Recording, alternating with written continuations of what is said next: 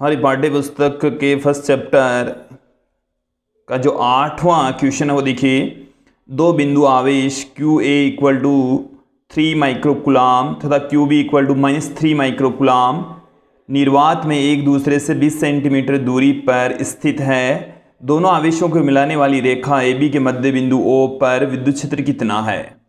B part में पूछा है कि यदि 1.5 × 10⁻⁹ कूलाम परिमाण का कोई ऋणात्मक प्रेक्षण आवेश इस बिंदु पर रखा जाए तो यह प्रेक्षण आवेश कितने बल का अनुभव करेगा। एक बार इस क्वेश्चन को आप लोग समझ लीजिए कि हमें इस तरीके से बता रखा है कि हमारे पास में ये कोई दो बिंदु हैं।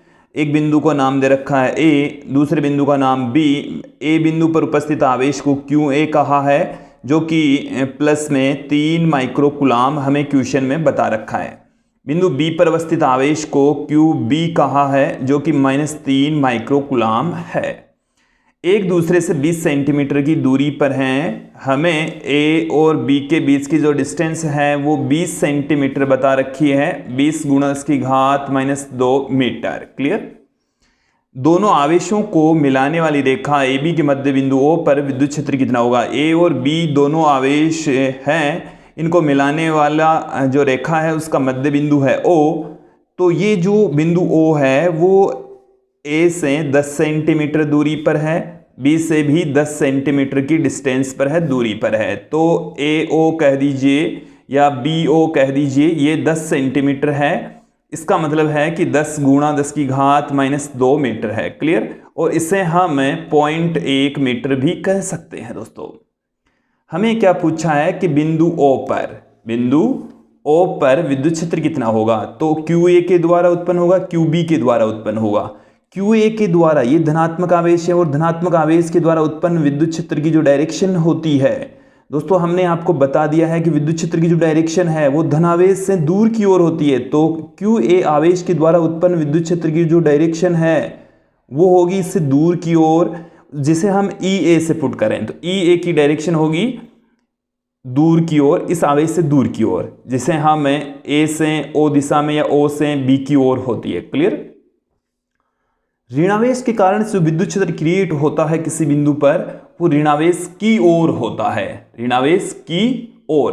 तो यहां पर ऋणावेश यहां पर मौजूद है, तो यहां पर जो विद्युत क्षेत्र उत्पन्न होगा वो ऋणावेश की ओर होगा। तो EA भी उसी दिशा में और EB भी उसी दिशा में, EB भी उसी डायरेक्शन में है। ये मैंने लिख दिया छोटा सा EB। तो EA और EB दोनों सेम डायरेक्शन में है, धनावेश के कारण से इधर और ऋणावेश के कारण से भी इधर, क्योंकि ऋणावेश इधर मौजूद है। क्लियर। अब हमें EA और EB की वैल्यू निकालनी है। दोनों का सीधा जोड़ हो जाएगा, क्योंकि दोनों ही आवेशों के कारण से उत्पन्न जो विद्युत क्षेत्र की तीव्रताएं हैं वो एक ही दिशा में है। क्लियर। तो यहाँ पर EA बिंदु आवेश के कारण से उत्पन्न विद्युत क्षेत्र की तीव्रता का जो फॉर्मूला होता है, E बराबर होता है KQ/R²। तो यहाँ पर Q का मान यहाँ पर है 3 माइक्रोकुलाम, माइक्रो का मतलब है 10⁻⁶ बट्टे में R²। R का मान यहाँ पर है 10 सेंटीमीटर, जिसे हम 0.1 मीटर कह सकते हैं। तो 0.1 का स्क्वायर हो गया। क्लियर। इसी प्रकार से आप देखेंगे EB तो K की जगह K पढ़ाई है, Q का मान -3 माइक्रोकुलाम। देखिए जी, हमें यहाँ पर परिमाण लेकर चलना है, नेगेटिव पॉजिटिव सिर्फ डायरेक्शन की वजह से आया है। तो मैंने यहाँ पर इधर भी परिमाण लिखा है, तो इधर भी हमारे को परिमाण ही लिखना है। तो 3 × 10⁻⁶। यहाँ पर आप देखिए दोनों आवेशों के बीच की डिस्टेंस फिर से, मतलब इस बिंदु और O के बीच की, O और B के बीच की डिस्टेंस फिर से 10 सेंटीमीटर है। 10 सेंटीमीटर को हम 0.1 मीटर पुट कर सकते हैं। ये आ गया हमारे पास में।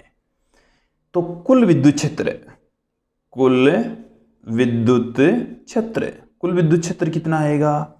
कुल विद्युत क्षेत्र EA प्लस में EA और EB का जोड़ आ जाएगा। तो यहाँ पर EA का मान तो है K 3 × 10⁻⁶ बट्टे में 0.1 का स्क्वायर, तो 0.1 गुणा में 0.1, फिर प्लस में EB की वैल्यू भी सेम इतनी है, 3 × 10⁻⁶ बट्टे में 0.1 गुणा 0.1। आप यहाँ पर देखेंगे कि ये जो वैल्यू है वो 2 टाइम्स हो जाएगी।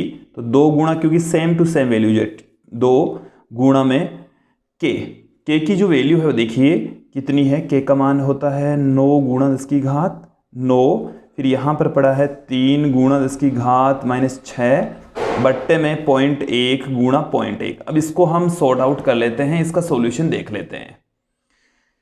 तो हमारे पास में कुल विद्युत क्षेत्र की तीव्रता आ जाएगी। यहाँ से मैं एक पॉइंट हटाऊंगा, एक पॉइंट यहाँ से हटाऊंगा, तो 2 जीरो ऊपर लग जाएंगे। मैंने इसको 10 की घात प्लस में 2 लिख दिया है। आप यहाँ पर देखेंगे इस 2 को जब हम इस 9 से गुणा करेंगे तो 18 हो गया, 18 को 3 से गुणा करेंगे तो ये आ गया 54। यहाँ पर 10 की घात 9 है, प्लस में 2 और जुड़ गए तो 10 की घात प्लस में तो 11 हो गई, माइनस की 6 पड़ी है, तो प्लस की 11 है माइनस की 6 है, तो 10 की घात 5 हमारे पास में आ जाएगी। तो इसे हम इस तरीके से भी पुट कर सकते हैं 5.4 × 10⁶ न्यूटन पर कूलाम। तो ये आ गया हमारे पास में इस क्वेश्चन के पहले पार्ट ए पार्ट का सॉल्यूशन। अब हम फिर से चलते हैं बी पार्ट को देख लेते हैं, एक बार समझ लेते हैं कि यदि 1.5 × 10 की घात -9 कूलाम परिमाण का कोई ऋणात्मक परीक्षण आवेश इस बिंदु पर रखा जाए तो यह परीक्षण आवेश कितने बल को अनुभव करेगा।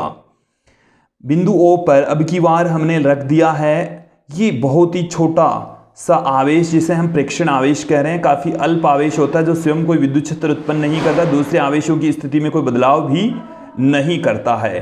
तो जो आवेश यहाँ पर रख दिया, यहाँ पर उत्पन्न जो विद्युत क्षेत्र की तीव्रता है वो हमने निकाल ली है। आवेश हमारे को दिया हुआ है Q का मान। तो अब देखो बल कितना होता है।